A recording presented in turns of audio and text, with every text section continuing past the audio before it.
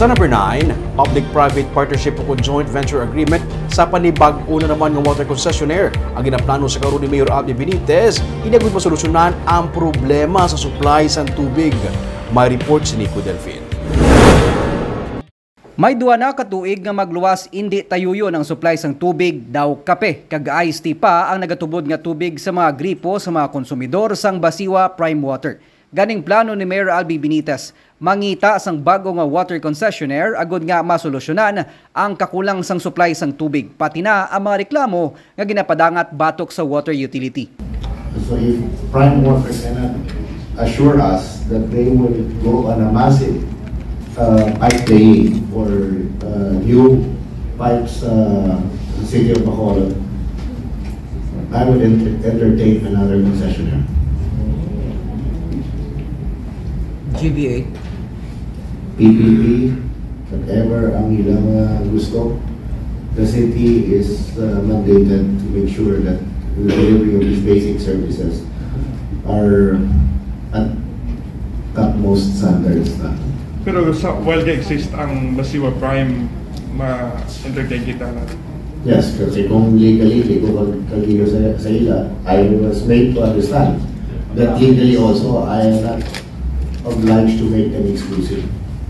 pabor naman diri ang negosyante nga si Robert Ke, ilabi na nga kinahanglan siya kalanaan ang supply sang tubig kada adlaw. So mas okay sa may competition sa may pilian.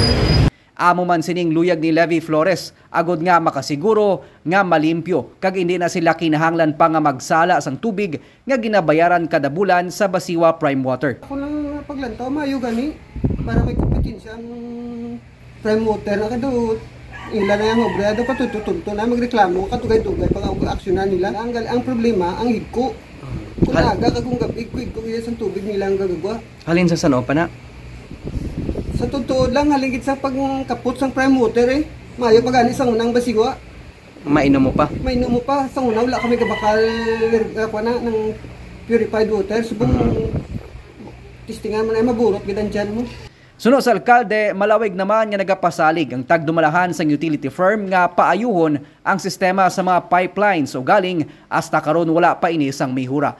Dugangan pa nga may pilagyapon ka mga barangay nga masami nagakadulaan sang supply sang tubig ilabi na kuntig ilinit.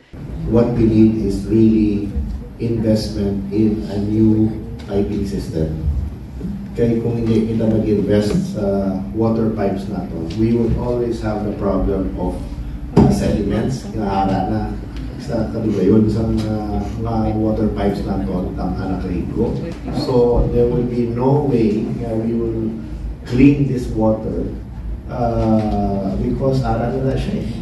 Gintingwaan sa DGCAS Negros nga makuhaan sang ilang bahin ang Basiwa Prime Water o galing wala nagasabat ang ilang manager. Nico Delfin para sa DGCAS Negros.